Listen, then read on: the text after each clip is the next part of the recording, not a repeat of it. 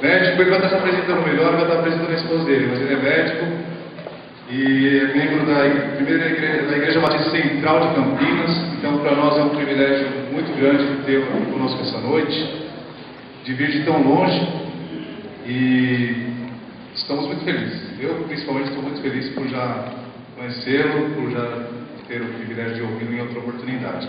Mas é muito bom revê-lo, sinta-se à vontade na nossa igreja, e agora você tem a oportunidade de fazer aquilo que o Senhor já deu ao seu coração. Vamos orar pelo doutor? Senhor nosso Deus, nosso Pai, em nome de Jesus, mais uma vez nós te louvamos, ó Deus, por este momento que está acontecendo aqui na nossa igreja. Senhor, obrigado pela vida do Dr. Vladimir. Use a sua vida poderosamente como um instrumento teu, Senhor, que ele possa transmitir ao nosso coração tudo aquilo que o Senhor já transmitiu ao seu. Nós pedimos a tua bênção e a tua graça sobre cada um de nós aqui presentes. Muito obrigado, em nome de Jesus. Amém. Amém. Deus abençoe. Amém. Obrigado, irmão. Boa noite a todos. É uma alegria muito grande estar aqui com vocês essa noite. Meu nome é Vladimir Mendes, como ele falou, sou membro da Igreja Batista Central de Campinas. Estou hoje acompanhado aqui dessa moça bonita que está aqui do lado, minha esposa.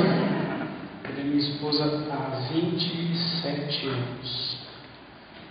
E realmente é uma alegria muito grande estar aqui com vocês.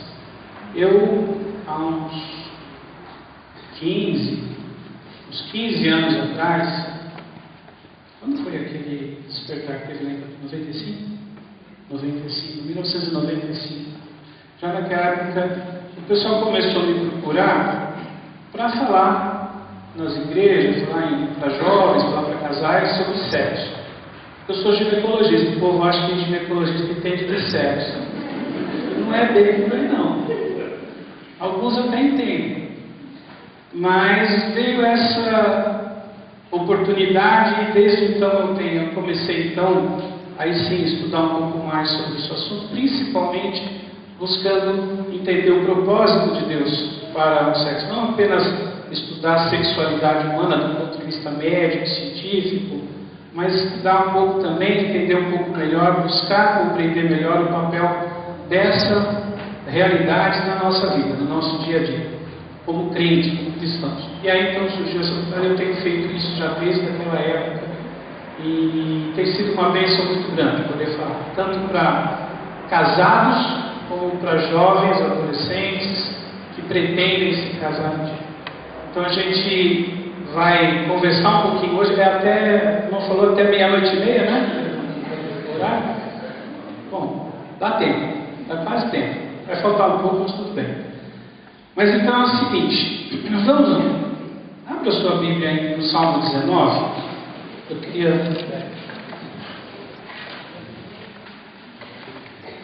que você tivesse em mente, enquanto a gente vai estar falando,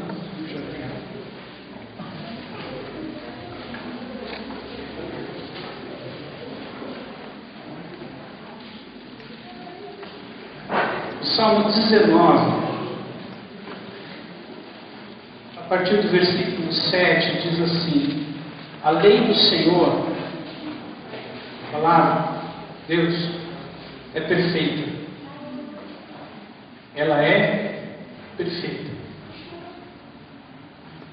Ela tem tudo aquilo que nós precisamos para ter uma vida cristã, para ter uma vida que esteja agradando a Deus. Ela tem todas as orientações, tem todo o caminho que a gente precisa para viver a nossa vida em todas as suas facetas, buscando agradar a Deus. Ela é perfeita e revigora a alma. Os testemunhos do Senhor são dignos de confiança e tornam sábios os inexperientes. Eu acho que a maioria de vocês aqui a gente poderia classificar, talvez com esse adjetivo de inexperientes. Porque eu estou vendo que a maioria aqui é muito jovem, talvez com menos de 20 anos. Alguns um pouquinho mais. Então, mas se você quer ser sábio diante de Deus, torna sábios os inexperientes. Os preceitos do Senhor são justos e dão alegria ao coração. Os mandamentos do Senhor são límpidos e trazem luz aos olhos. O temor do Senhor é puro e dura para sempre. As ordenanças do Senhor são verdadeiras, são todas elas justas. São mais desejáveis do que o ouro, do que o muito ouro puro. São mais doces do que o mel, do que as gotas do favo. Por elas o teu servo é advertido. A grande recompensa em obedecer-lhes. Quem pode discernir os próprios erros? Absolve-me dos que desconheço. Também guarda o teu servo dos pecados intencionais, que eles não me dominem. Que eles não me dominem. É engraçado que tem essa frase no contexto da exaltação que ele está falando da lei, da palavra de Deus, né? Eu preciso dominar o pecado na minha vida. Eu tenho que buscar a palavra e fazer a realidade dela presente na minha vida. Que as palavras da minha boca e a meditação do meu coração sejam agradáveis a Ti, Senhor, minha rocha e meu resgatador. O que eu vou falar aqui hoje, o que eu vou conversar com vocês, se você veio esperando alguma orientação de cunho mais prático, específico a respeito da sexualidade humana, se você veio, eu não sei se eu vou satisfazer isso para você, mas decididamente eu vim falar, compartilhar com vocês algo que eu julgo de suma importância, porque se você entender algumas coisas que eu vou colocar aqui para você hoje, tudo o resto, você vai poder comparar com isso e você mesmo vai chegar à conclusão: isso aqui é pecado, isso aqui não é, por que é assim? Então, a gente vai fazer um pequeno passeio pela palavra de Deus e ver que ela fala bastante a respeito do sexo. A Bíblia ela fala de sexo porque ela fala de tudo. Ela fala de tudo. E se você for procurar a palavra sexo na Bíblia, você não vai achar. Você não vai achar. Mas se você for procurar a palavra fugiu o segundo nome dele. Depois eu vou falar desse Meus, nesse livro aqui. Esse não tem nas livrarias, tem que pegar lá com o Eduardo. Ele fala uma coisa muito interessante. Você não vai encontrar a palavra sexo na Bíblia, mas você vai encontrar a palavra, a expressão, todas as coisas. E Deus tem muito a falar sobre todas as coisas. Só para dar um exemplo para você.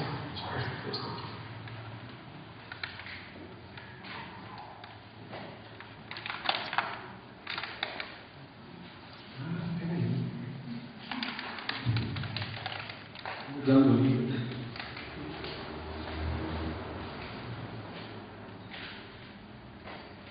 Aqui. Desculpa, não foi o Bill que eu confundi. É o Justin Taylor no livro Sexo e a Supremacia de Cristo. Olha só. O sexo foi criado por Deus. Sabe onde diz isso? Colossenses 1,16 diz que nele foram criadas todas as coisas. O sexo continua a existir pela vontade de Cristo. No mesmo versículo está dito assim: nele tudo subsiste. O sexo é determinado por Deus. Efésios 1,11, segundo o propósito daquele que faz todas as coisas conforme o conselho da sua vontade. Se você procurar a palavra sexo na Bíblia, você não vai achar. Mas se você procurar todas as coisas, e acredito que o sexo se inclui em todas as coisas, você vai ver quanta coisa Deus tem para falar sobre sexo. Eu não vou ler tudo aí, depois vocês compram o livro e nem o resto, porque não é o foco do que eu vou falar aqui hoje. Mas muito bem, gente. Quando a gente fala do tema sexualidade, nós vivemos numa sociedade hoje em que ela está saturada de sexo. Vocês, jovens, ou vocês adultos, eu tenho certeza que antes de você ir dormir, você ir para casa, se você ligar o rádio, você ligar a televisão e chegar em casa, ou você ligar o seu computador para ver alguma coisa na internet, a chance de que você vai ser bombardeada por alguma mensagem que diz respeito à sexualidade humana é muito alta. Nós vivemos uma sociedade bombardeada por esse assunto, saturada por esse assunto, e parece que nada desse mundo funciona, nada desse mundo gira, não é nem, às vezes parece que não é o dinheiro que faz girar o mundo, como alguns acreditam, mas que é o sexo que faz girar o mundo. De tanto que você tem essa realidade presente no dia a dia. E você tem assuntos palpitando aí o dia inteiro, você tem leis no Congresso para serem aprovadas, você vê agora o Supremo Tribunal aprovando a união de pessoas do mesmo sexo, você vê na defesa uma lei para ser aprovada anti-homofobia, que traz coisas terríveis ali dentro. Não é apenas uma lei para proteger uma minoria, ela tem objetivo, ela tem um alvo certo, né? Você tem esses assuntos o tempo todo na medida aí. Como é que a igreja se posiciona com tudo isso? A questão do aborto. Como que nós nos posicionamos a respeito de tudo isso daí? Como nós comentamos, qual é a nossa participação? É só virar, correr uma coisa. Então, é fundamental que a gente entenda, procure compreender na Bíblia o que a Bíblia fala. Às vezes a gente pergunta para jovens sobre sexo. Não, o sexo é uma bênção. Por que é uma bênção?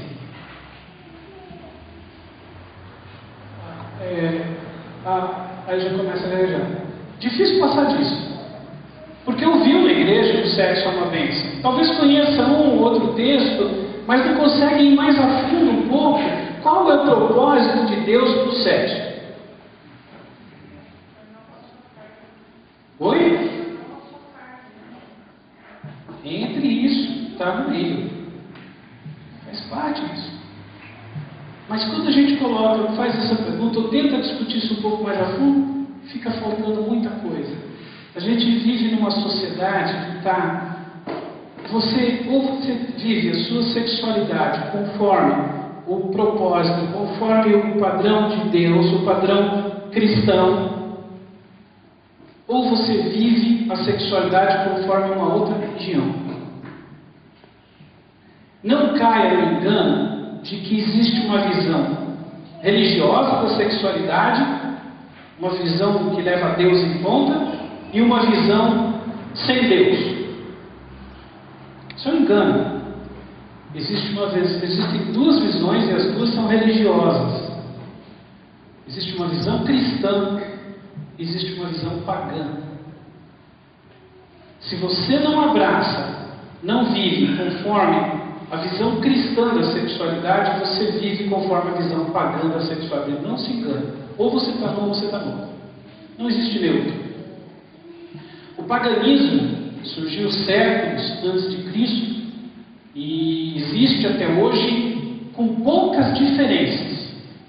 Hoje, por exemplo, existe uma seita pagã chamada Wicca, ou Wicca, não sei como se pronuncia direito. Se você jogar lá no Google, você vai encontrar o site da Associação Wicca do Brasil, dos Estados Unidos, e é simplesmente nada mais do que uma seita de bruxaria, magia branca, que abraça os conceitos do paganismo. Isso está escrito textualmente no site, e dentro desse contexto desse paganismo, um dos pontos fundamentais é influenciar o mundo com a sua visão sobre a sexualidade. E o paganismo ele tem por base uma doutrina filosófica chamada monismo. O monismo surgiu séculos antes de Cristo, com um filósofo chamado Zenon de Eleia. E ele é um dos primeiros, mas nos séculos mais recentes, no século XVII, tinha um outro filósofo holandês chamado Baruch Spinoza, que foi um que deu novo fôlego ao monismo. E o que é o monismo? De onde que vem? O que significa a palavra mono? O quê? O monismo parte da ideia de que não existe uma realidade espiritual e uma realidade material. Não existe um Criador e criação, mas na realidade tudo é uma coisa só. Não existe um Criador e a sua criatura, existe um Deus e esse Deus é a própria natureza. E tudo, Deus é tudo isso. Deus é tudo que envolve a natureza, os seres vivos, os seres inanimados, as plantas, os animais, os seres humanos, tudo faz parte de uma energia única. Isso é Deus, no monismo. Qual o problema disso, de acreditar nisso? Entender. A nossa visão bíblica, nós normalmente somos dualistas. Porque nós cremos em Deus, uma realidade espiritual e uma realidade material. Deus que é espírito e criação. E esse Deus, ele não se confunde com a criação.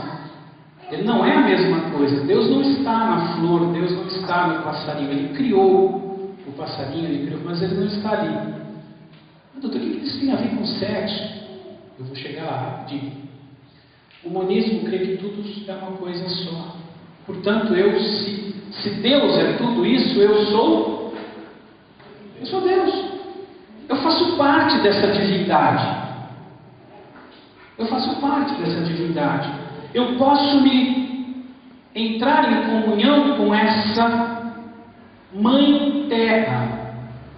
Já ouviram essa expressão? Mãe Terra. Não é à toa que ela existe, porque dentro da Wicca, a Mãe Terra é uma das pessoas, e a outra é a deusa. Porque a maior parte dos praticantes dessa seita são mulheres, e ela influencia terrivelmente o movimento feminista.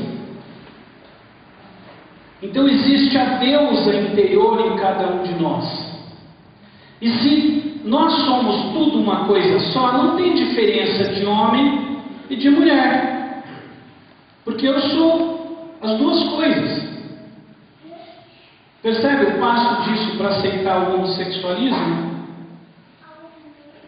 Vocês querem a prova de como isso influencia o nosso mundo? Alguns aqui talvez não eram nascidos ainda quando essa música fez sucesso, mas vários já. A música do Pepeu Gomes. Sou um homem feminino. Ser um homem feminino não fere o meu lado masculino. Se Deus é menino e menina, sou masculino e feminino. Lembra dessa música? Ser um homem feminino não fere meu lado masculino. Isso é paganismo puro, isso é monismo. E percebe como isso vai entrando na sua cabeça, vai entrando na nossa cabeça, e de alguma maneira fica ali no fundo, e quando você tem que pensar um pouco mais profundamente sobre sexo, sobre esse assunto, essa coisa está lá para influenciar o seu pensamento. Tá? Então essa nossa sociedade está assim, procurando ver como normalidade tudo que é perversão. Hoje as coisas que a Bíblia considera como perversão são normais. Daqui mais alguns dias, se for aprovada essa lei, o fato de eu falar isso em público já vai me colocar em risco de ir para a cadeia. Por eu chamar homossexualismo de perversão. Isso é importante a gente saber. E essa ideia, esse movimento de tornar tudo isso normal faz parte desse movimento do paganismo, de desconstruir as coisas. Desconstruir o casamento como nós o conhecemos.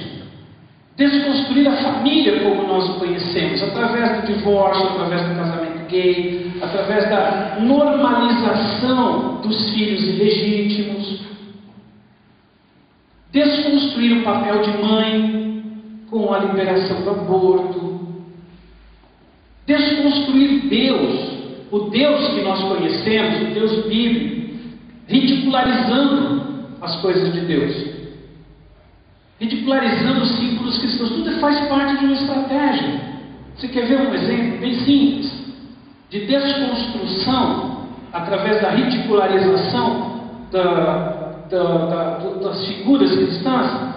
Quem conhece o seriado aí da televisão chamado Os Simpsons? Acho que é difícil alguém que nunca assistiu. Presta atenção. Os Simpsons têm um vizinho. Como chama esse vizinho? O Ned Flanders. O Ned Flanders é crente. É crente pra caramba. Vai na igreja todo dia, faz culto doméstico, ensina os filhos, passa princípios cristãos para os seus filhos, só que ele é bobão, ridicularizado o tempo todo, principalmente pelo vizinho dele, o Simpson. Quem é o reverendo? O reverendo da igreja, o pastor da igreja é o reverendo Lovejoy. O reverendo Lovejoy é o pastor. É o cara mais sem convicção que eu conheço. As convicções dele são absolutamente frouxas. Ele é um frouxo, uma banana. Então está o tempo todo ridicularizando símbolos cristãos. Isso é desconstrução de Deus. Percebe? Há estratégia por trás disso. Não é à toa que está aí. Não é só isso.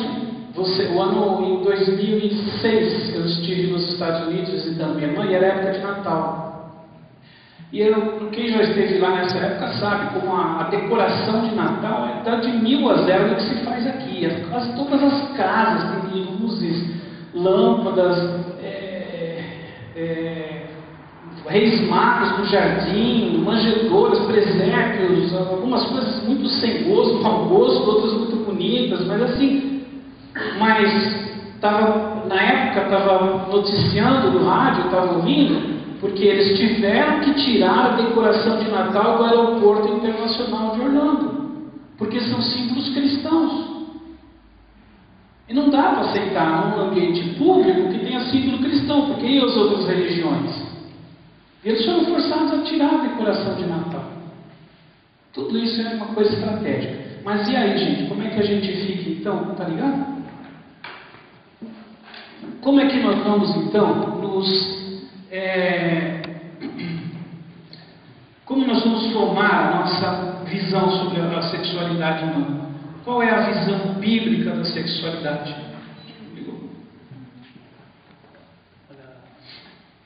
Tem que esperar esquentar. Tá ligado? É isso que nós vamos dar uma olhada aqui hoje, tá? Eu quero que vocês mantenham a Bíblia com vocês. Não vão ser muitos textos, mas são os textos fundamentais para a gente entender. Tá? Muito bem. Quando a gente fala de compreender alguma coisa sobre a nossa sexualidade, a nossa base tem que ser a Bíblia. Nós temos que estar baseados na Palavra de Deus. É ela que vai nos dar a compreensão. Tá? E quando a gente fala então, qual o propósito? Por que Deus criou o sexo? Qual seria a resposta? Por que Deus criou o sexo? Primeiro motivo. Muito bem. Deus criou o sexo para procriação. Tá? Muito bem. Esse é o que está lá. Crescei e multiplicai-vos. Né? Enchei a terra e sujeitai. Então esse foi o primeiro motivo. E qual o segundo motivo? Qual o segundo propósito?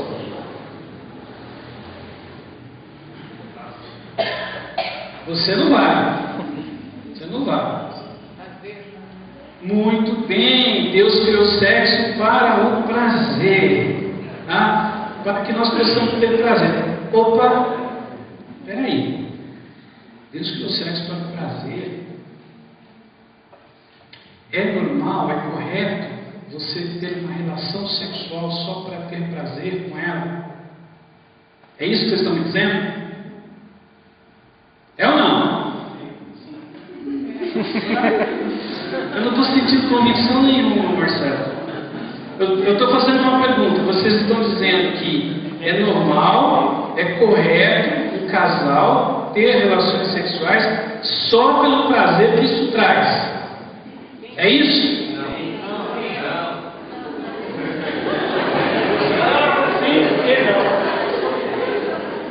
quiser. Não pense que essa dúvida de vocês, que eu estou falando assim, tem gente que está falando sim, porque eu do lado falo sim, eu mais corajoso aí falando não, acho que não. Existem igrejas que pregam que o sexo só é aceitável se for para a procriação. Existe doutrina sobre isso. Se o sexo, qualquer casal esteja se relacionando, esteja em relação sexual, sem ter a intenção, de, através dessa relação, de procriar, está cometendo pecado. Por isso que tem igrejas que proíbem o uso de anticoncepcionais. Por que proibir anticoncepcionais? Se você toma um anticoncepcional e você tem uma vida sexual ativa, significa que você está tendo relação sexual sem a intenção de procriar. Então é pecado. De onde vem isso? De onde vem essa interpretação? E entendo que o nosso país, ele vem de um pano de fundo histórico, social, extremamente influenciado por esse tipo de doutrina, de visão. Mesmo que muitos não pratiquem, mas essa, até algum tempo atrás, era levada mais a sério. Hoje já não está tanto assim. De onde vem isso? Vem de uma escola de interpretação da Bíblia, que não é a que nós usamos, que é uma escola alegórica. E nessa escola alegórica de interpretação, interpreta-se o pecado original como sexo. O que é o pecado original? Pecado original. O que nós chamamos de pecado original em teologia? Oi? Pecado de Adão e Eva. Muito bem, gente. Teologia é importante. É importante. Você não precisa ser um doutor em teologia, mas você precisa saber algumas coisas básicas como crente. O pecado de Adão e Eva, o pecado que causou a queda do homem, isso é chamado pecado original. E acreditam alguns que, nessa interpretação alegórica, que quando Eva mordeu a maçã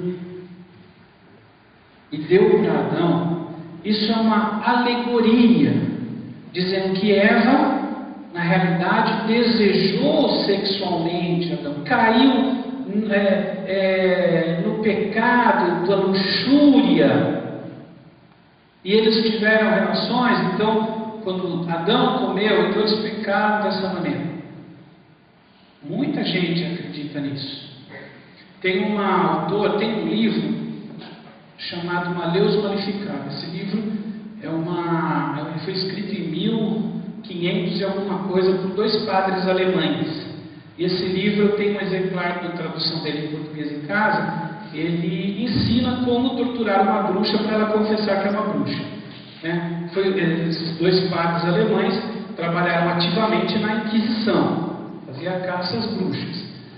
E no prefácio do livro, o prefácio desse livro é escrito por uma feminista conhecida aqui no Brasil, chamada Rosemarie Muraro.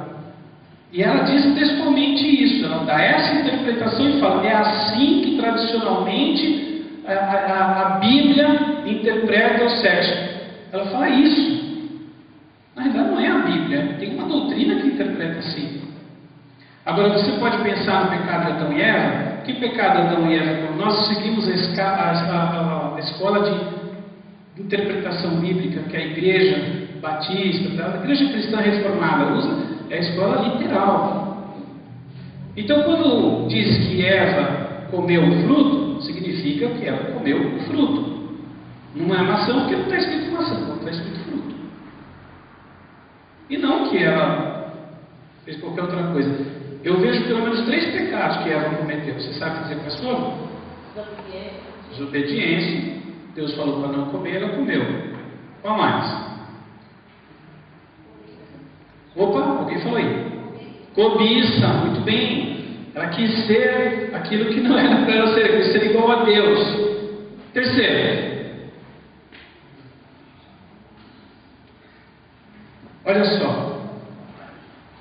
Deus tinha dito assim: de toda a árvore do jardim comereis livremente, mas da árvore que está no meio do jardim, a árvore do conhecimento do bem e do mal, dela não comereis, porque no dia em que dela comerdes, certamente vereis. Aí vem a serpente e fala assim: certamente não morrereis. É que Deus sabe que o dia que vocês vão comer, vocês vão ser igual a Ele. Em quem que ela acreditou? Em Deus ou no diabo? Como é que a gente chama isso? De não ter acreditado em Deus. Hã? Eu vou dar uma dica. Começa com increr e acaba com nulidade. Facilitou? Incredulidade, ela pecou por desobediência, por cobiça, incredulidade, que prova na realidade a incredulidade é a base de tudo isso. Pode até se achar mais algum pecado que ela cometeu, mas nenhum deles diz respeito a sexo. Então nós precisamos olhar, voltar para a palavra de Deus para ver o que a Bíblia pode nos dizer sobre isso. Então, começando lá, abram aí em Gênesis capítulo 1.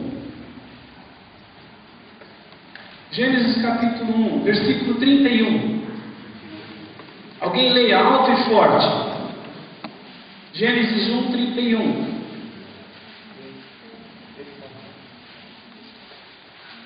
Está difícil assim? É o primeiro capítulo da Bíblia, gente. Vamos lá. Senão nós vamos passar da meia-noite e meia. Gênesis 1, 31. Alguém leia. Deus viu tudo o que havia feito e tudo havia ficado muito bom.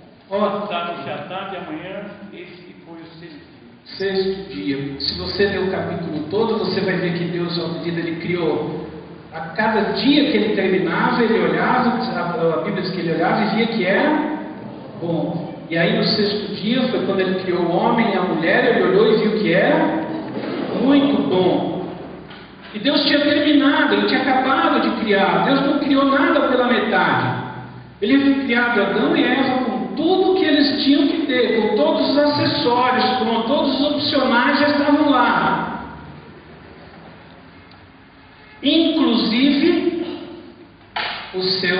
a sua sexualidade, o desejo sexual. O desejo sexual não surgiu como pecado. Há um teólogo que diz assim: a queda não criou o Eros, apenas o perverteu. O que o pecado fez quando entrou no mundo foi perverter o desejo sexual, que Deus havia criado puro e santo. O primeiro texto, Gênesis 1:27. 1:27. Criou Deus, pois, o homem, sua imagem. Imagem de Deus. O criou, homem e mulher. Os criou. Olha só, o primeiro versículo, o primeiro texto bíblico que fala de sexo, macho e fêmea, homem e mulher, é o mesmo texto que diz que o homem foi criado à imagem e semelhança de Deus. Será que isso é uma coincidência? Será que isso ocorreu por acaso?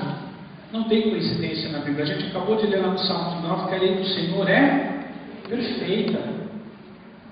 O que Deus já começa a nos mostrar logo de cara, logo no primeiro capítulo da Bíblia, é que existe algo de divino na nossa sexualidade. O fato, a nossa capacidade de amar e sermos amados, a nossa capacidade de ter intimidade com alguém, isso vem do fato de termos sido criados à imagem e semelhança de Deus. Portanto, já está no propósito de Deus isso. E como nós vimos também, o universo criado por Deus é bom, incluindo aí a sexualidade. Isso é importante porque existem seitas. Uma das seitas que surgiu logo no 2º século depois de Cristo chamava-se gnosticismo, e ela existe até hoje. E uma das coisas que esse gnosticismo prega é que, ao contrário do monismo, ele exalta a realidade espiritual. Esse mundo, na realidade, a realidade material é uma coisa execrável. Na realidade, só a realidade espiritual é importante. A matéria é má, o espírito é bom. E isso é totalmente antibíblico. Existiam gnósticos que tentavam ser gnósticos e cristãos ao mesmo tempo. Só que como eles vão crer que o espírito é bom e a matéria é má, quando Jesus, que era Deus, espírito, veio a esse mundo e assumiu a forma corpórea. Aí eles disseram que na realidade Jesus não tinha um corpo de verdade, era uma aparência, ele era um fantasma. Daí vem a palavra, essa linha chamou-se docetismo. Complicou tudo, mas a Bíblia é clara em dizer que o universo criado por Deus é bom. Deus olhou tudo que tinha feito e disse que era muito bom, inclusive a nossa sexualidade. A outra coisa que é importante ver, e a gente vai ver claramente na Bíblia, que o prazer sexual faz parte dos planos de Deus para o casamento. Faz parte. Abram aí. Vamos começar na lei. Deuteronômio capítulo 24, versículo 5. Alguém leia, por favor. Deuteronômio 24, 5. Se um homem estiver casado recentemente, não será enviado à guerra, nem assumirá nenhum compromisso público. Durante 1 ano estará livre para ficar em casa e fazer feliz a mulher com quem se casou. Vocês entenderam? 1 ano de lua de mel. Isso é ordem de Deus. Esse Deuteronômio aí, Deus está dando ordens a Moisés. Isso é ordem direta de Deus. Quando um homem for recém-casado, ele não vai para a guerra, vai ficar 1 ano em casa. Para quê? Fazer feliz a mulher que tomou. Como ele vai fazer feliz? Falando bem da mãe dela, lavando a louça para ela. É isso? Não. Oi? Isso é implícito. Às vezes, quando eu discordo de alguma coisa, ela fala que eu não vi que estava nas linhas pequenas do nosso contrato de casamento lá, que eu não li. Mas não, gente, é fazer feliz. A ideia é realmente, sexualmente, é viver com ela, é explorar essa parte do casamento de uma pessoa que crueldade. Lembra que esse povo estava entrando na terra prometida. Eles tinham muitos povos para expulsar dali. A guerra era parte do dia a dia. E o sujeito se casar e não usufruir, pelo menos algum tempo, vai direto para a guerra e chega lá e morre. Isso é crueldade. Deus não quer isso. Vai ficar um ano inteiro lá. Esse texto bate essa ideia de que prazer sexual é pecado? Não, né? Então vamos um pouco mais explícito. Eu costumo dizer que a Bíblia é o livro de sexo explícito mais explícito que existe. Você quer ver o que é sexo explícito? É na Bíblia. Não adianta você abrir uma revista pornográfica ou ver um filme pornográfico. Aquilo não é sexo explícito, é o nome que deram. Aquilo é genitalidade. O sexo de verdade é o sexo que vai a fundo naquilo que Deus planejou. E esse está lá na Bíblia. Vamos então, Provérbios, capítulo 5, versículos 18 e 19. Provérbios 5, 18 e 19 é muito interessante. Se você ler os capítulos anteriores, você vai ver que Salomão está avisando, ele está alertando o jovem para os perigos da prostituição, o perigo do adultério, dele não ir atrás da mulher adúltera, que no começo é suave, é doce como mel, mas que o seu caminho conduz à morte. E aí no capítulo 5 ele vai dizer qual é a opção para ele. Alguém leia aí para mim, 5, 18 e 19, leia alto e forte. Seja bendito o teu manancial e alegra-te com a mulher da tua mocidade. Corta de amores e gazela graciosa, safiem os seus seios em todo o tempo e embriaga-te sempre com as suas carícias. Salomão está falando de amamentação? Eu já tinha passado essa fase, né? Dá para ser mais explícito do que isso? Ele está dizendo: a sua opção, meu caro, é você se casar e com essa mulher, a mulher da tua mocidade, você vai se satisfazer, você vai ter uma vida sexual feliz com ela, você vai sempre se alegrar, saciar entre os seus seios Embriaga-te sempre com as suas carícias. Corça amorosa, mesmo que corça amorosa, você não traz a ideia de uma mulher bobinha, passiva, quietinha. Não, mas uma mulher que ela participa da coisa. Né? Esse texto bate com essa ideia de que prazer sexual é pecado? Não mesmo. Certo? Eu não vou nem entrar em Cântico dos Cânticos. Aí é covardia. Algumas pessoas tentam espiritualizar o Cântico dos Cânticos, dizendo que ele está falando de Cristo e a igreja. Não, isso é interpretação alegórica. Ele está falando de homem e mulher, do amor entre um homem e uma mulher, o amor romântico e o amor sexual. Claro que, como eu vou falar daqui a pouco, o relacionamento entre um homem e uma mulher tem tudo a ver com o relacionamento de Cristo e a igreja. Nós vamos ver já. Mas o livro de Cântico dos Cânticos, sua primeira finalidade não é essa, é falar desse amor. Se você for ler lá, tem livros e livros escritos sobre o Cântico dos Cânticos, você vai ver que o sexo faz parte da vida desse casal e é um sexo maravilhoso. Tá? Mas vamos ao Novo Testamento. No Novo Testamento, a igreja de Corinto era uma igreja meio complicada. E tinha gente da igreja de Corinto, sabe, Corinto era uma cidade pagã, que tinha vários templos pagãos naquela cidade, e nesses templos pagãos haviam rituais, e esses rituais normalmente envolviam orgias sexuais, haviam prostitutas cultuais que trabalhavam ali. E tinha gente da igreja participando disso. Como é que a gente sabe? Porque Paulo condena isso. E ele fala assim, sabe qual era o argumento que esse pessoal usava? Ele falava assim, ó, se eu não comer, eu morro. Se eu não beber, eu morro. Se eu não transar, eu morro. Aí Paulo, opa, o estômago é para os alimentos e os alimentos para o estômago, mas o corpo não é para a prostituição. Esse argumento não vale.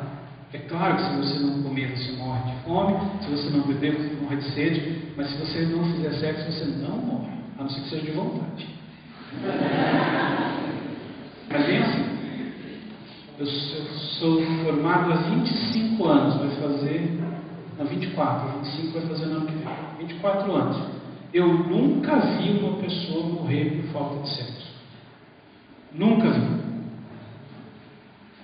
Agora, gente morrer porque ter sexo, isso eu já vi. Infelizmente, eu vi muito. Estou dizendo que isso é consequência normal do sexo, não é isso. Mas é importante entender isso. Ninguém morre por causa disso. E Paulo fala isso. E aí ele faz, assim como Salomão em Provérbios, ele dá qual é a opção para o crente. Está em 1 Coríntios 7. 1 Coríntios 7 ele fala: tenha cada homem a sua própria esposa, cada esposa seu próprio marido. Alguém continua, 7:3. Mas por causa da impureza, cada um tem a sua própria esposa, e cada um ama o seu próprio marido. O marido conceda à esposa o que lhe é devido, e também semelhantemente a esposa ao seu marido. A mulher não tem poder sobre o seu próprio corpo, e sim o marido, e também semelhantemente o marido não tem poder sobre o seu próprio corpo, e sim a mulher. Muito bem, tá bom. Percebe?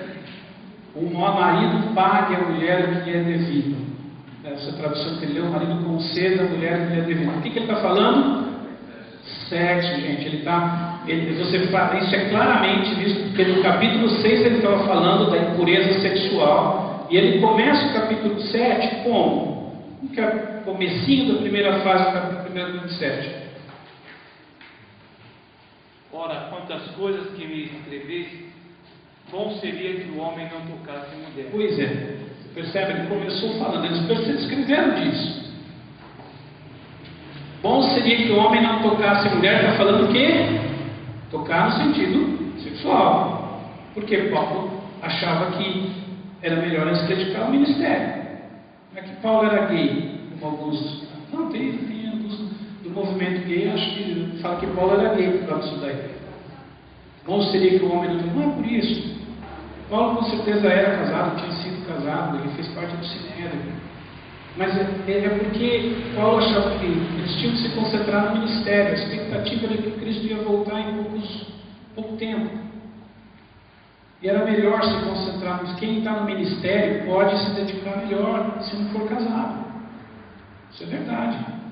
Não quer dizer que é errado casar, pelo contrário. Mas ele achava que ia se dedicar melhor. Aí ele fala, então qual é a opção? Tenha cada um seu próprio esposa, cada mulher o seu próprio marido. Essa é a opção. E satisfaça sexualmente a sua esposa, e a esposa satisfaça sexualmente o seu marido. Então, mais uma vez, essa ideia de que prazer sexual é pecado, não tem nada a ver. Mas o texto mais importante, gente, que eu queria destacar para vocês, é um texto que vai mostrar para a gente que o relacionamento entre um homem e uma mulher é um símbolo do nosso relacionamento com Deus.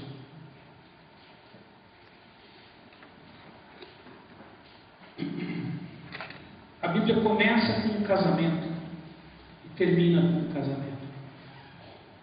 No segundo capítulo da Bíblia, Gênesis 2:24, Deus institui o casamento. Portanto, deixará o homem seu pai e sua mãe, e se unirá à sua mulher, e serão os dois uma só carne. E lá no penúltimo, antepenúltimo capítulo da Bíblia, nós temos a visão de João de um casamento. Qual é o casamento? Oi? Pode falar. O casamento do Cristo com a sua noiva, a igreja, chamada é conhecido esse evento como as bodas do Cordeiro. Isso não é toda a compreensão do propósito de Deus para o homem precisa ser compreendido dentro dessa realidade, que Deus começa o mundo com o casamento, a Bíblia com o casamento, e termina a Bíblia com o casamento. O casamento tem um papel fundamental nisso. E a sexualidade humana, claro, dentro dele, porque ela faz parte, a gente vive isso. E aí, da onde que vem essa ideia de que o relacionamento entre um homem e uma mulher é um símbolo do nosso relacionamento com Deus? Esse texto, para mim, ele é fundamental.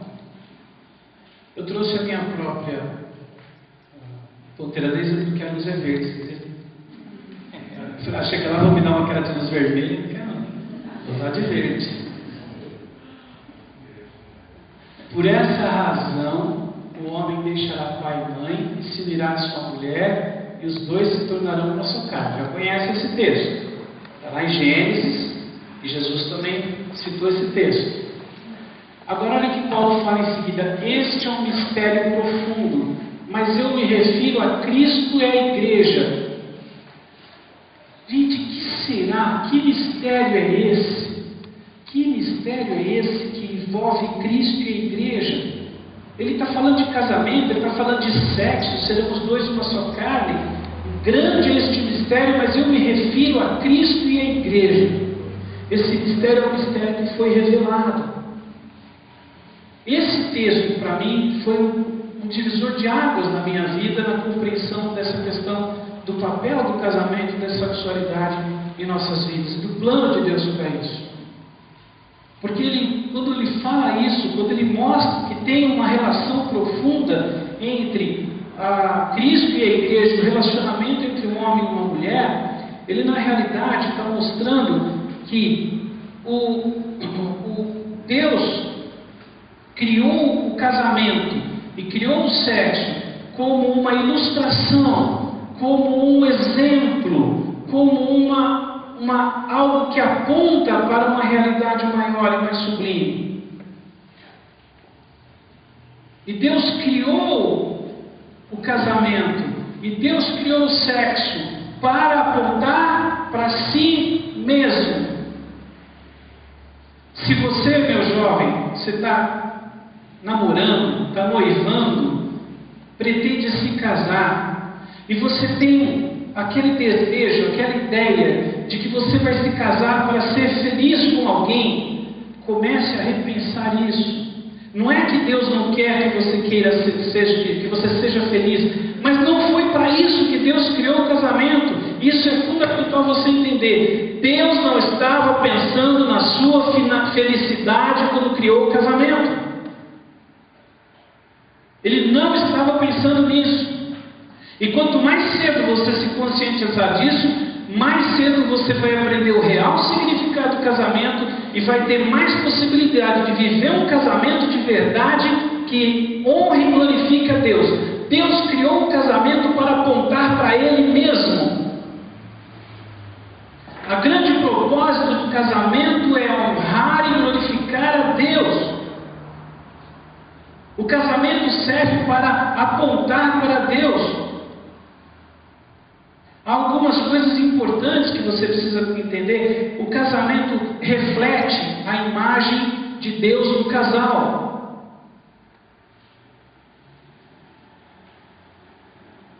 Uma das grandes características de Deus dentro do casamento, porque você tem atributos de Deus que você pode, atributos que Deus comunicou ao homem, atributos que Deus tem que você também tem. Sabe dizer algum?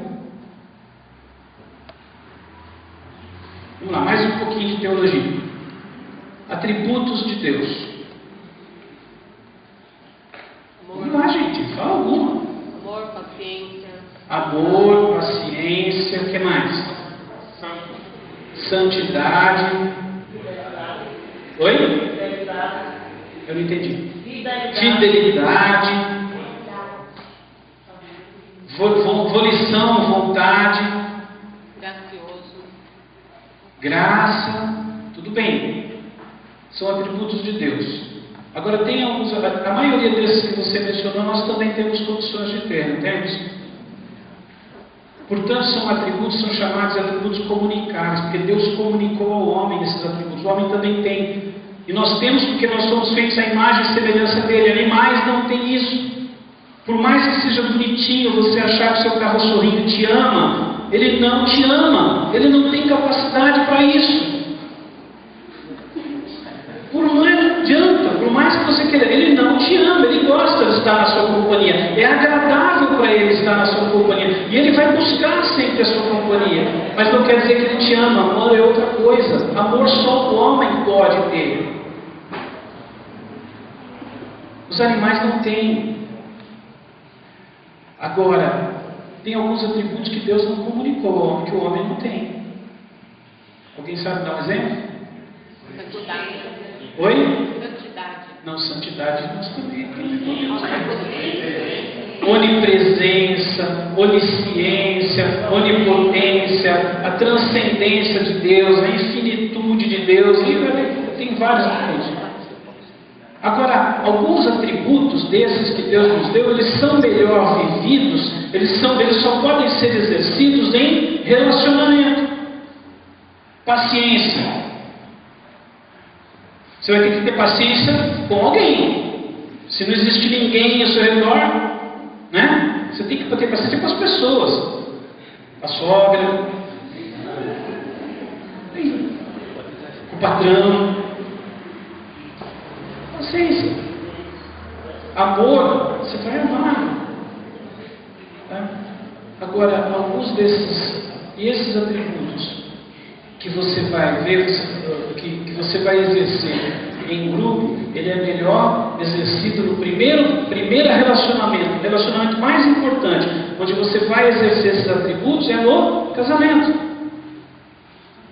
Além disso, o casamento ele mostra a unidade na diversidade. Unidade na diversidade. Deus é 3 em 1. Deus é um só, que se manifesta em 3 pessoas diferentes. É um mistério. A Trindade é difícil de explicar para nós que somos limitados. Mas Deus é 3 em 1. Existe unidade nessa diversidade, assim como o casamento. São 2 que se tornam unidade na diversidade. O casamento ele serve para espelhar a imagem de Deus no homem. E Deus, com o casamento, queria mostrar alguma coisa importante para o homem. E essa unidade universal é importante. Às vezes as pessoas acham que para as pessoas se darem bem, elas têm que ser iguais, né? Tem que pensar a mesma coisa. Ah, eu gosto dele, eu acho que olha, nós gostamos das mesmas coisas, eu torço para o Palmeiras, ele também, eu gosto de chocolate, ele também, a gente pensa tudo igual, nossa, vai ser perfeito. Cuidado. Porque a grande maravilha de viver o casamento é Deus tornar pessoas diferentes se tornarem um. Eu sou muito diferente da Tânia. Bastante diferente. Não só fisicamente, ela é muito mais bonita. Mas em todos os outros aspectos. Eu gosto de comer bem, vocês já perceberam. Eu estou fazendo dieta, já faz 2 semanas, estou firme. Vai diminuir. Mas eu costumo dizer que isso aqui é para solidariedade com as minhas pacientes, as gravidinhas. Para elas não se sentirem, não, meu pai falou também, sou solidário com elas. Eu sou daquele tipo que come primeiro e pergunta o que é depois. E esse negócio de, não gosto disso, até já não é assim. Não convide ela para sua casa, sirva frango ou peixe, porque ela não vai comer. Nem por educação, assim, nem para fazer efeito. Não vai. Porque se ela comer, ela vai fazer mais feio ainda, porque ela vai vomitar na sua frente.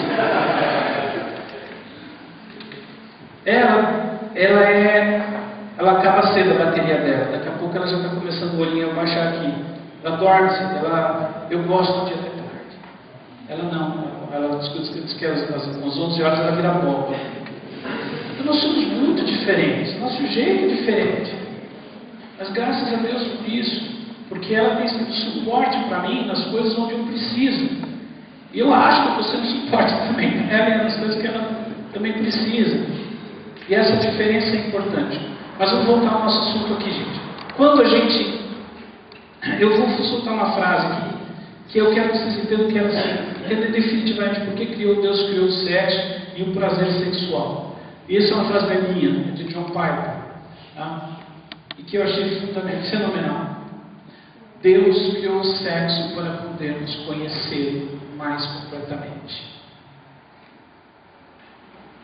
Vou repetir, vocês podem ler. Deus criou o sexo para podermos conhecê-lo mais completamente. Isso é profundo demais. Você quer saber por que Deus criou o sexo? Por que Deus te deu o desejo sexual? Talvez você lute contra esse desejo, às vezes, porque esse desejo ele é pervertido, você é pecador como eu, e esse desejo está querendo te levar para fazer coisas que você não deve. E às vezes alguns até podem até ter orado pedindo a Deus tirar esse desejo dele. Ele não vai tirar, porque esse desejo foi ele que criou. Esse desejo está pervertido, você vai ter que aprender a santificá-lo. Purificá-lo. Isso vai ser o trabalho de uma vida inteira. Não pensa que você vai resolver isso em alguns meses ou algumas semanas. Uma vez eu estava num retiro de homens e tinha um pastor, que é esse professor lá da Palavra da Vida, de 75 anos. Aí ele falando que quando ele dirigia o carro dele, ele sempre tinha uma música cristã para colocar no rádio, ou toca-fita, ou toca-CD player, não sei, ou um sermão, para que ele ouvisse e o pensamento dele não fugisse por onde não devia ir. Aí eu falei, nossa, cara, o homem tem 75 anos ainda luta com isso. Eu só entendi que não vai acabar nunca. Essa luta só vai acabar quando a gente estiver lá com Cristo. Nosso desejo sexual ele está pervertido pelo pecado.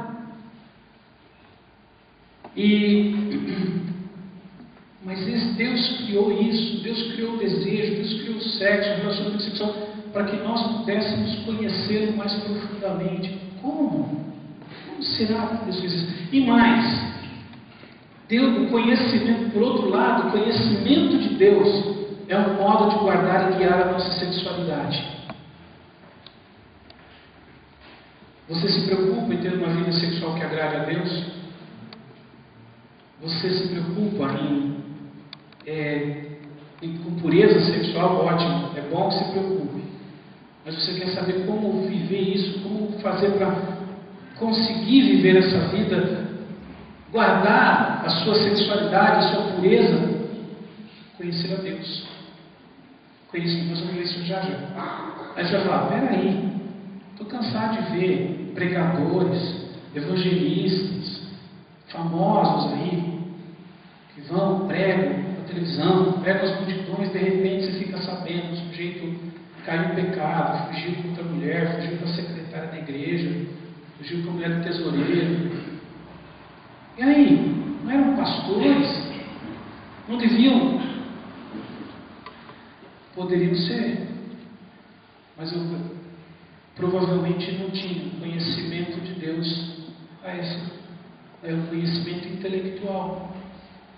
Conhecer a Deus intelectualmente é uma coisa, o conhecer que nós vamos falar é outra. Tudo isso que eu falei sobre teologia, atributos comunicáveis, você pode fazer um curso de teologia, é só tirar 10 e não ser crente. Conhecimento intelectual é conhecimento íntimo, conhecimento de um amante. Não tem situação mais íntima entre um homem e uma mulher do que essa. E é esse conhecimento que Deus quer que nós tenhamos com Ele. Quando o propósito de Deus ao criar seres com individualidade e paixão foi assegurar que houvesse linguagem e imagens sexuais que apontassem para as promessas e os prazeres do relacionamento de Deus com o seu povo. Deus criou o prazer sexual, preste bem atenção, Deus criou o prazer sexual para que eu pudesse ter uma pequena amostra do que é o prazer do relacionamento com Deus. Vou repetir, Deus criou o prazer sexual para que eu pudesse ter ou entender, pelo menos um pouquinho, o que é o prazer da presença de Deus na minha vida. Um dia esse prazer vai ser pleno, completo. Hoje, como Paulo fala lá em 1 Coríntios 13, porque hoje eu vejo como por espelho. E talvez você não entenda muito bem, porque você vai na sua casa, aquele espelho você vê tão perfeitamente, mas lembra que na época de Paulo não tinha espelho como os de hoje, quando era metal polido. Então você via, mas não era tão perfeito, era meio borrado, era meio embaçado, não é como hoje. Mas naquele dia eu vou ver face a face. Hoje eu tenho uma pequena amostra. Deus criou o casamento para ilustrar o relacionamento dele com o seu povo. É assim desde o começo. Se você voltar ao Antigo Testamento, você vai ver Deus usando imagens sexuais o tempo todo para ilustrar o seu relacionamento com o povo de Deus. Você vai ver Deus dizendo assim: eu serei para vós o seu... Vou tentar de novo. Está em Isaías esse texto. Eu serei para vós o seu marido. Tem que achar a referência. Acha aí, né, que eu não vou saber lembrar de cor agora. Jeremias e Isaías, pelo menos eu vou provar que está. Principalmente nos profetas, quando o povo de Deus, o povo de Israel, se afastava de Deus e seguia após outros deuses, eles estavam cometendo o quê? Idolatria. Mas do que é que Deus os acusava? Adultério, prostituição. Vou dar um exemplo só. Se você pegar, não vou dar para ler todo o capítulo aqui. Se você pegar o livro de Ezequiel, capítulo 16, é um exemplo bastante interessante disso. Nesse capítulo, Deus resume a história de Israel e a história da redenção do povo de Deus. Ele começa falando como ele achou Israel lá, uma criança abandonada, recém-nascida e largada, como essas crianças que a gente vê na televisão aí quase toda semana, infelizmente, que alguém largou numa lata de lixo, colocou num saco e jogou no rio. Ele está vendo isso aí cada vez com mais frequência, impressionante. Mas Israel era como essa bebê abandonado, se removendo no seu sangue, que ninguém ligou o seu cordão umbilical. Achou? Isaías 54, 5, lê para mim alto.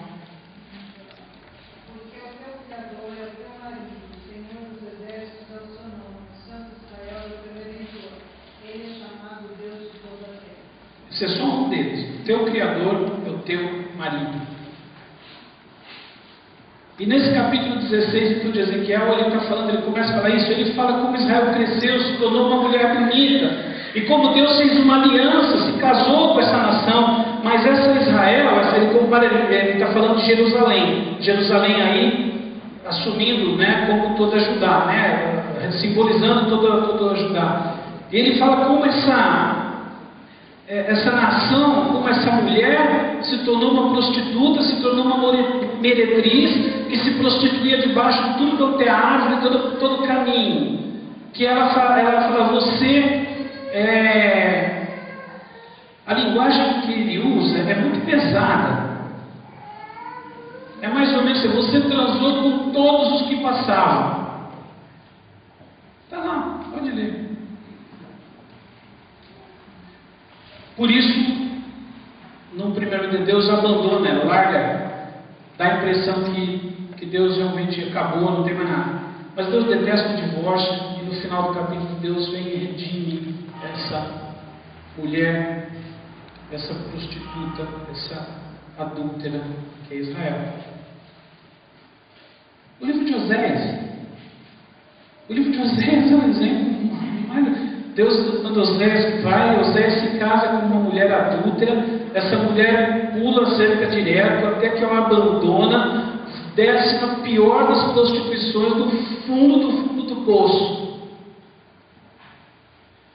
E aí Oséias vai lá e a resgata, e a traz, e a restaura como sua esposa. Deus está usando a figura de Oséias no seu casamento para simbolizar o que ele está fazendo com Israel e o que ele faz conosco. Nós somos esse povo largado, abandonado, que se rebelou contra Deus. Mas ele vem e nos resgata e faz uma aliança, ele se casa com esse povo que é a sua igreja. E o casamento serve então, ele aponta para essa realidade, ele aponta para um futuro. Por isso que a Bíblia fala que no céu não se casam, nem se dão em casamento, e não precisa mais. Não precisa mais, porque lá eu já vou estar no meu lado. Se o casamento serve para ilustrar, ele serve para apontar, quando chega lá não precisa mais. Eu vou para o céu e a Tânia também. Mas lá nós não seremos casados. Nós vamos nos conhecer, eu acredito, e continuar nos amando, mais ainda. Porque lá vai ser um amor muito mais perfeito do que aqui. Mas não seremos mais casados. O casamento é aqui, porque ele aponta para lá. Por isso que tem um livro do John Piper, que ele está começando a ler, espetacular, chama Casamento Temporário. Muito bom. Você quer entender um pouco melhor também do casamento? Da editora Cultura Cristã, John Piper, Casamento Temporário, espetacular. Estou no segundo capítulo e já, bom, John Piper já dificilmente ia ser coisa ruim, mas não vejo arte em casa, não vou continuar a ler o resto. Muito bom, mas é isso. E a sexualidade humana está dentro dessa realidade. Por que Deus criou, colocou em nós um desejo sexual tão forte? Para que nós entendamos com que intensidade Ele quer ser buscado por nós. Ele quer que nós o busquemos, que nós tenhamos desejo por Ele de uma maneira incontrolável. Como a corça anseia pelas águas, a minha alma tem sede de Ti. E quando eu penso no desejo sexual e como ele é forte, ele ilustra isso. Tudo bem que o sexo está tão pervertido, deturpado, que isso pode nos chocar um pouco até. Mas a verdade é que Deus tinha um propósito no sexo. E o propósito dele é esse. É mostrar isso daí. Vamos levantar um pouquinho? Vamos ficar em pé. Isso. Estica um pouco, cuidado para não acertar quem está do seu lado, bem em cima, para baixo, levanta na ponta dos pés assim. Eu não sou fisioterapeuta nem professor de educação física, estou fazendo o que eu já copiando o que eu vim fazer. Isso, respira fundo, tá? Como não vai ter cafezinho agora aqui no meio, então vocês vão sentar de novo. É só para poder acordar um pouquinho, que eu já vou terminar, só uma outra parte aqui e a gente depois vai terminar. Vocês estão me seguindo? Agora, gente, jovens, se o casamento ele serve para ilustrar a união entre o Deus e o homem, entre Cristo e a sua igreja. Ele ilustra isso. Se o casamento, Deus tinha um propósito de que ele apontasse, através de Deus olhe para você. O propósito do seu casamento é que Deus olhe para vocês. Vocês são casados? São casados. A ideia que Deus tem é que as pessoas olhem para vocês e vejam a Deus. Esse é o propósito. Esse é o propósito. É isso que Ele quer. O resto vem no pacote. Alegria, felicidade, vem lutas também. Mas se você tiver entender isso prioritariamente, você já está meio caminho andado para criar um relacionamento realmente forte, de verdade, onde Deus vai acrescentando o resto, vai edificando, e o seu casamento vai não só espelhar a imagem de Deus, mas vai espalhar a imagem de Deus também. Porque você vai começar, as pessoas vão começar a olhar para você e querer saber o que tem de diferente. E você vai poder compartilhar. Oi? Refletindo a glória de Deus. Agora, o sexo entra dentro disso. E você vai olhar nos textos e vai ver que não consegue, não faz sentido um casal que não é casado se relacionar sexualmente, porque não existe essa aliança. Esse é o grande problema com o ficar, esse é o grande problema com o casamento, o juntar. As pessoas que não se casam apenas vão morar juntos, não tem, porque não há o mais importante de tudo, que é o compromisso, a aliança. Isso é fundamental no casamento. E é dentro desse contexto que o sexo adquire o seu significado. Por isso que masturbação é pecado. Não adianta, pode aparecer qualquer pessoa aí, qualquer psicólogo, falando que é normal, é natural, é um jeito de aliviar a tensão. Não é. Porque você consegue. Porque quando você está sozinho, se satisfazendo sozinho, você está fazendo exatamente aquilo que Adão e Eva fizeram com Deus. Eu não preciso de você, Deus. Eu quero ser suficiente para mim mesmo. É essa rebelião que estava lá em Adão e Eva e que continua através de nós. Ele está dizendo, o que Adão e Eva fizeram e o que nós fazemos quando pecamos é dizer: Deus, eu não preciso de você. Eu quero ser autossuficiente, eu quero ser dono do meu nariz. Foi com isso que a serpente conquistou a atenção de Eva. Não, é que Deus sabe que no dia que vocês comerem fruto, vocês vão ser como Ele, conhecedores do bem e do mal. Não vão mais precisar dEle, não vão mais ser dependentes dEle. Eu quero a independência de Deus.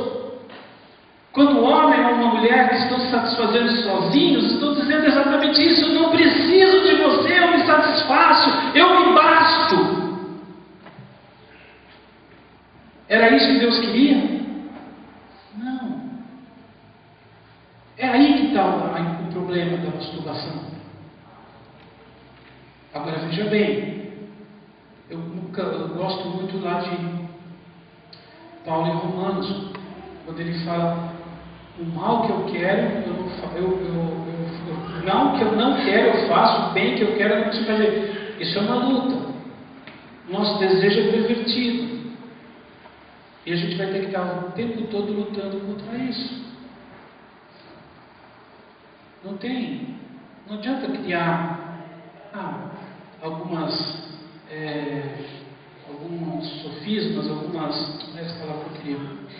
algumas justificativas, racionalizações do tipo dessa. Não, uma maneira de aliviar a tensão. Não é pecado. O casamento ilustra, aponta, e o sexo aponta para Deus. Você quer conhecer a Deus mais profundamente? O sexo serve para isso. Mas o sexo dentro do molde que Ele criou. Não com a perversão que o mundo está tentando nos empurrar a goela abaixo. Agora, quando a gente fala de conhecer, O verdadeiro conhecimento de Deus serve para prevenir o uso impróprio da nossa sexualidade. Olha só, a Bíblia tem vários textos que usam a palavra conhecer. Vários textos. Lá em Gênesis 4:1, conheceu Adão a Eva, sua mulher, ela concebeu e deu à luz a Caim.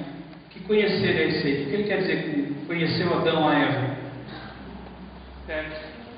Ele teve relações com ela.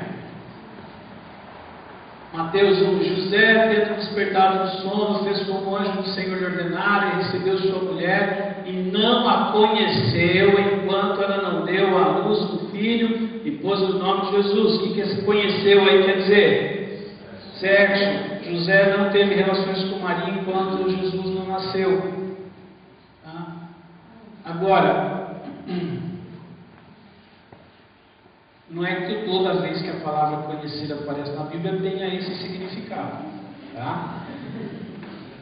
Mas é este o significado que eu quero usar aqui quando eu digo que conhecer a Deus é o caminho para a pureza.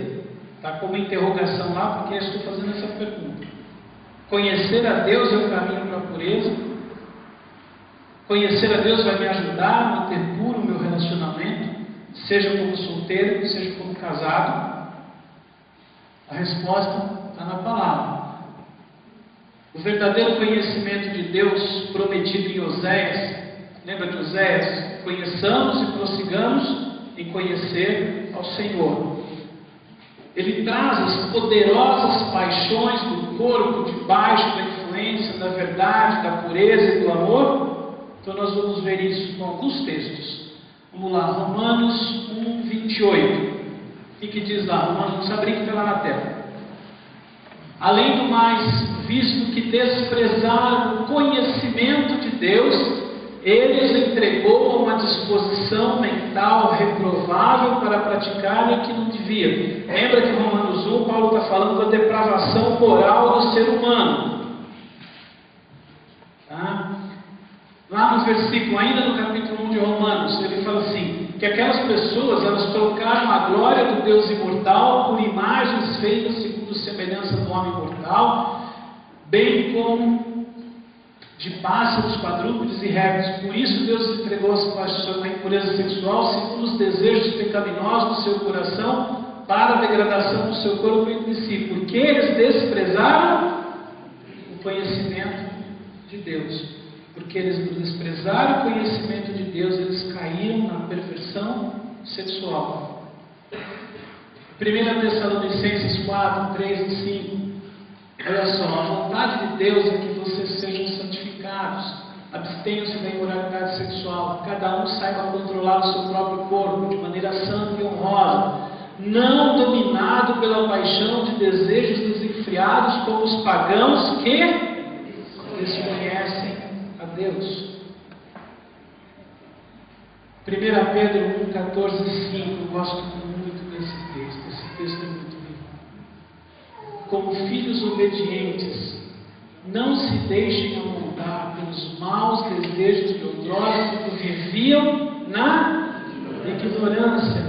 Mas assim como é santo aquele que os chamou, sejam santos vocês também em tudo o que fizerem.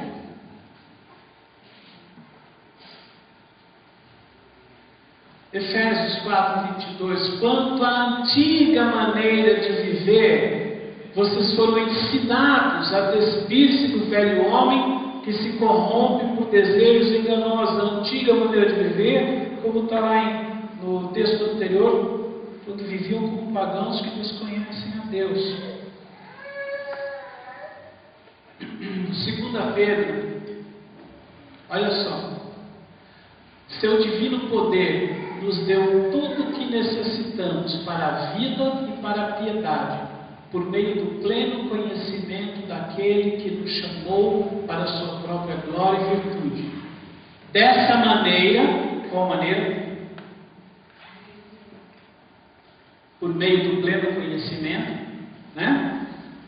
Ele nos deu as suas preciosas e grandiosas promessas, para que por elas vocês se tornassem participantes da natureza divina e fugissem da corrupção que há no mundo causado pela cobiça. Como? Pelo pleno conhecimento daquele que nos chamou para a sua própria glória e virtude. João 8.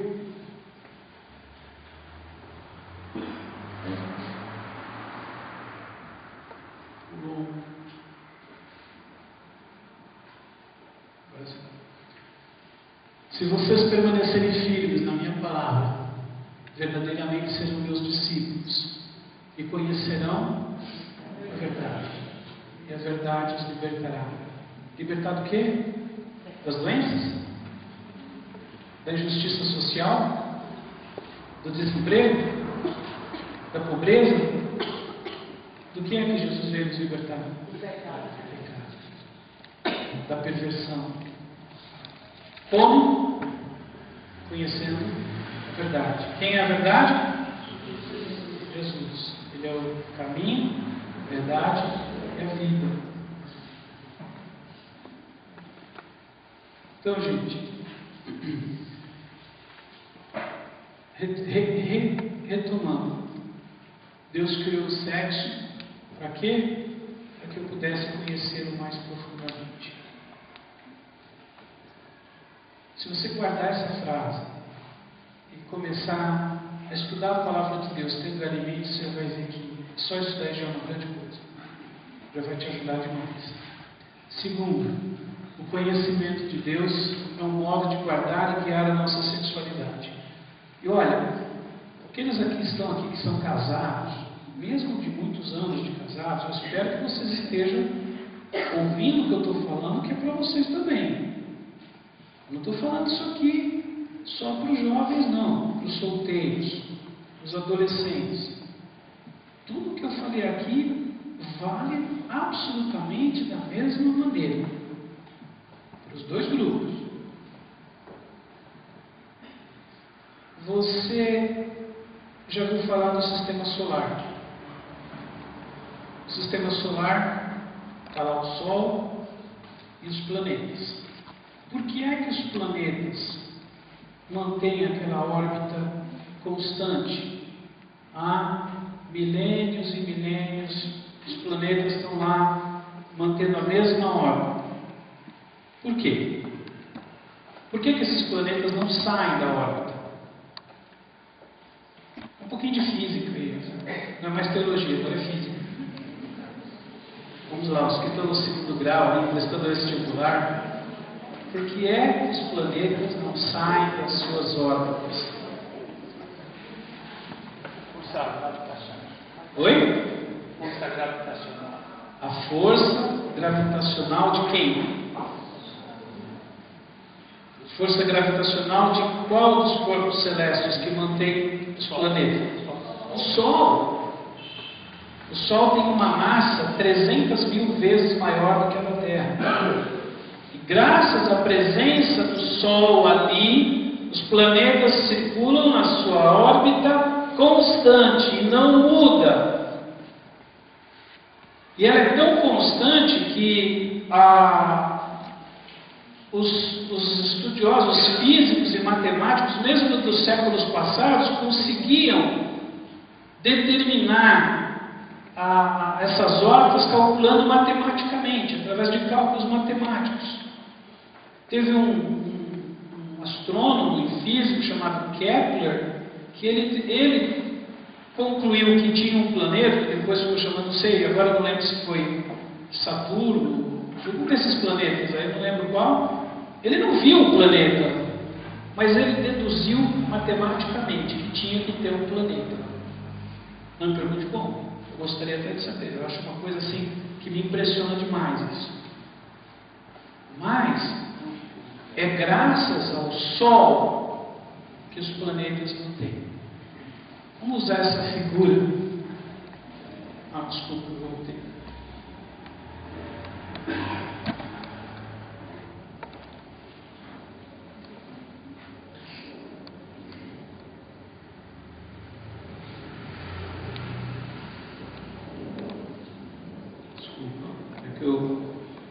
demora um pouco e eu estou impaciente. Meu computador não é meio lerdo.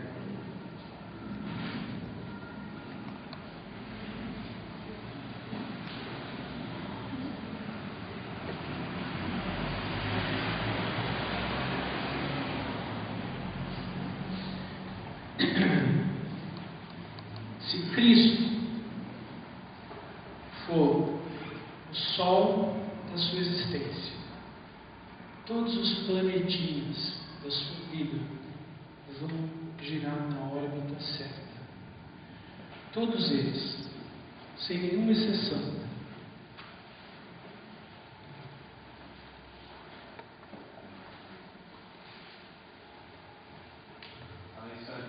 Onde eu pus?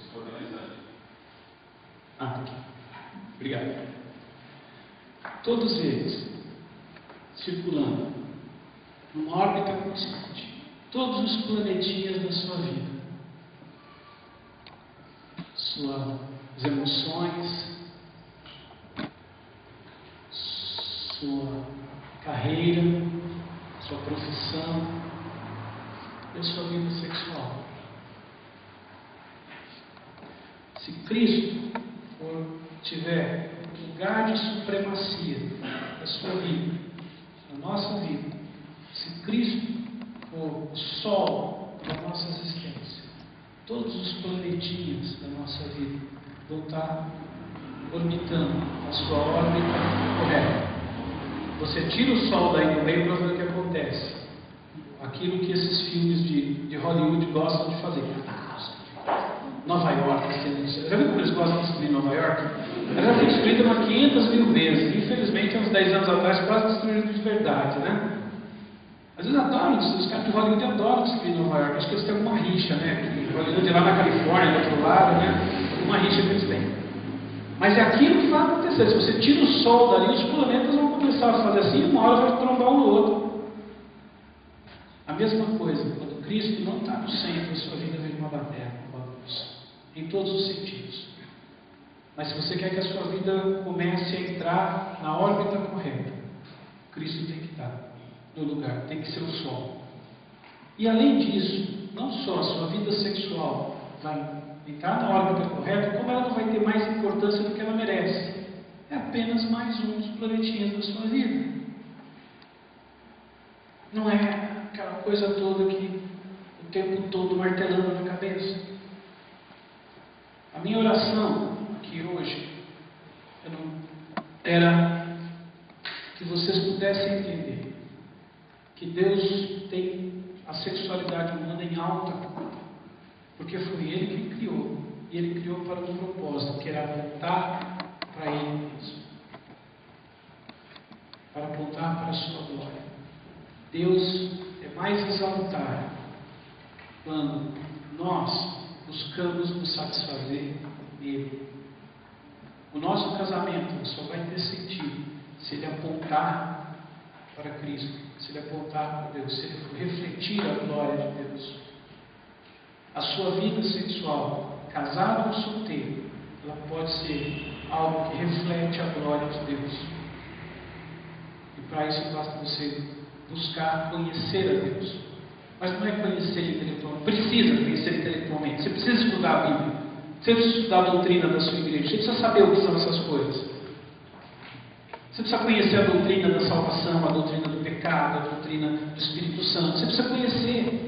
Precisa ler, precisa estudar, precisa ir atrás. Mas mais importante ainda, você precisa conhecer a Deus intimamente. É o conhecimento que ele está falando. É esse conhecimento que ele está falando. O conhecimento de um amante.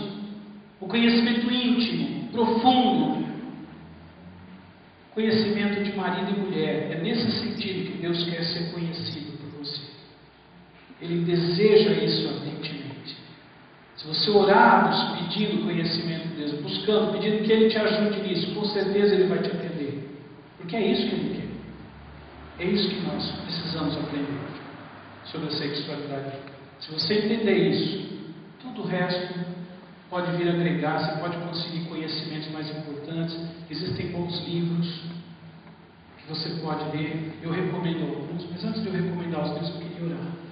Vamos orar? Baixe sua cabeça. Eu não conheço vocês, eu não conheço a vida de cada um de vocês, eu nem sei aqui quem é casado ou solteiro, eu não conheço a intimidade de cada um de vocês e nem devo conhecer, mas Deus conhece cada um de vocês. E Deus deseja profundamente ser conhecido por você. Ele deseja muito que ajudar você a ter uma vida sexual, seja ainda solteiro, mantendo a pureza, se guardando, ou casado, também mantendo a pureza, buscando conhecer mais a Deus, amando seu esposo, sua esposa. Ele quer isso profundamente. Ele não quer que você seja um alvo fácil para as filosofias do mundo aí fora, para o paganismo que está aí fora. Ele não quer que você seja alguém que não tenha uma opinião forte e firme sobre esse assunto. Ele não quer que você seja medíocre. Ele quer que você conheça por que você pensa o que pensa sobre o sexo. Por que você crê que o sexo é para o casamento? Não é porque o pastor, apenas porque o pastor falou que é, porque foi um irmão lá e falou que é, foi um cara metido a entender das coisas e disse que é, mas porque Deus te mostrou isso de maneira clara nas Escrituras, porque você compreendeu um pouquinho melhor o propósito de Deus para isso.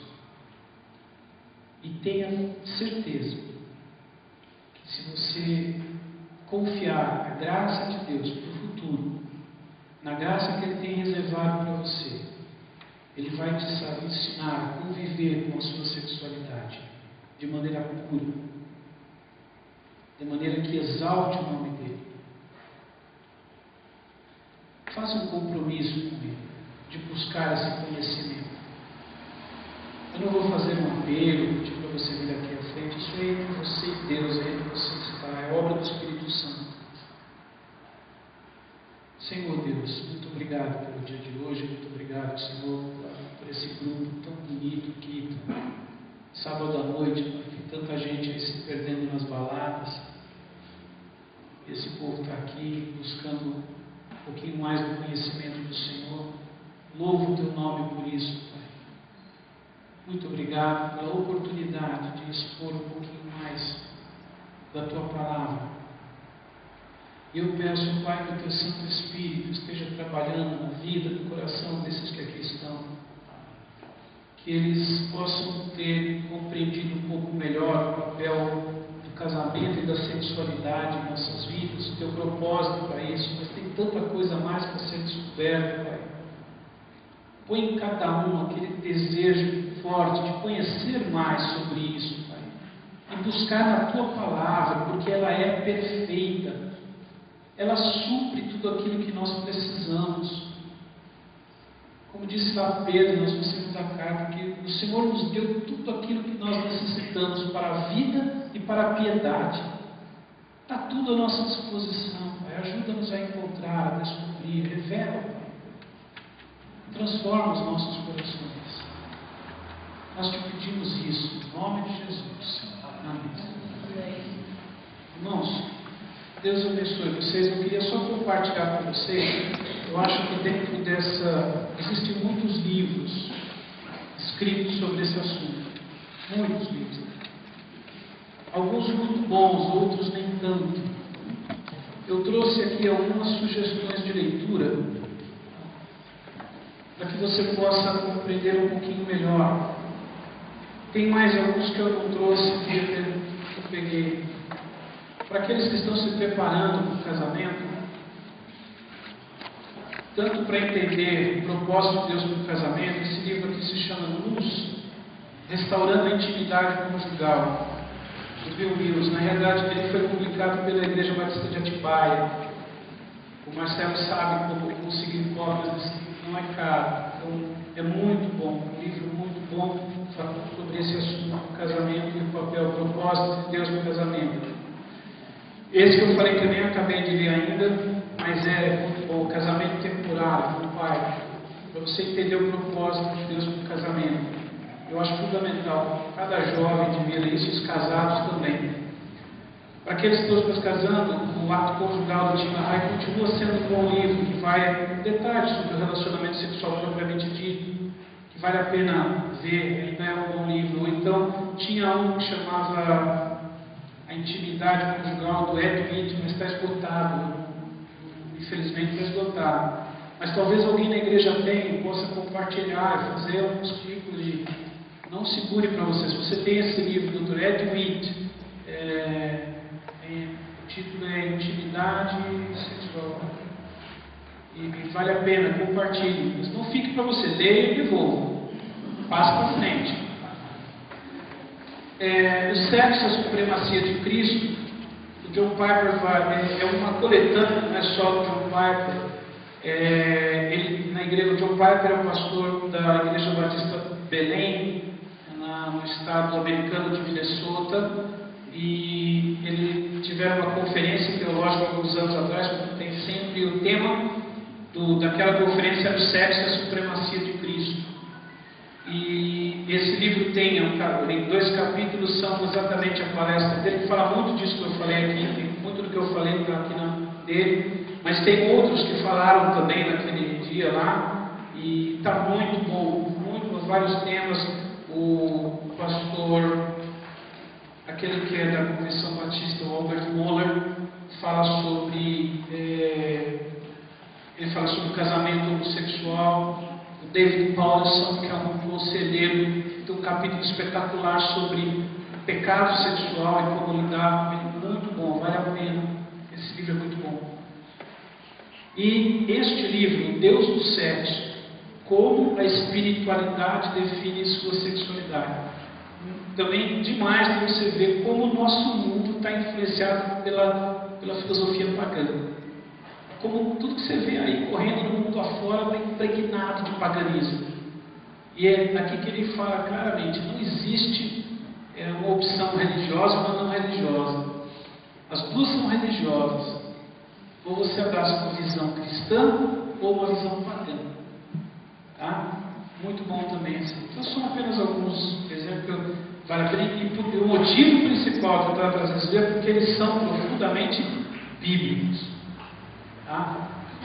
Porque se não fosse isso, tem alguns livros aí que pisam na bola, assim, algumas coisas de maneira fenomenal. Então não vale a pena. Esses aqui são livros bons. Tá? Acho que era isso que eu tinha. Agradeço aos irmãos. Peço que realmente que Deus abençoe a todos vocês.